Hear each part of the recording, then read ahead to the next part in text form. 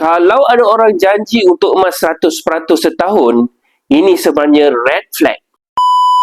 Sekali ada orang janji keuntungan tinggi melalui pelaburan emas, soalan pertama, masuk akal ke? Ada skim janji pulangan 70% hingga 100% setahun, siap bayar dividen bulanan. Nampak menarik, tapi realitinya sangat berisiko. Sebagai contoh, Warren Buffett pun cuma buat sekitar 20% setahun secara purata. Kalau ada orang kata boleh gandakan duit setiap tahun tanpa risiko, itu bukan pelaburan, itu amaran. Kebanyakan skim emas seperti ini sebenarnya money game. Duit orang baru digunakan untuk bayar orang lama.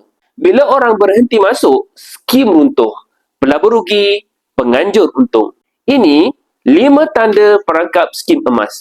Pertama, janji untung terlalu tinggi 70 hingga 100% setahun. Kedua, nama program selalu tukar. Konsep sama. Letak duit, dapat dividen. Yang ketiga, emas cuma umpan, tiada emas fizikal diserahkan. Yang keempat, sumber keuntungan tak jelas. Jawapan berbelit-belit. Yang kelima, marketing tunjuk hidup mewah. Akaun juta, kereta mahal.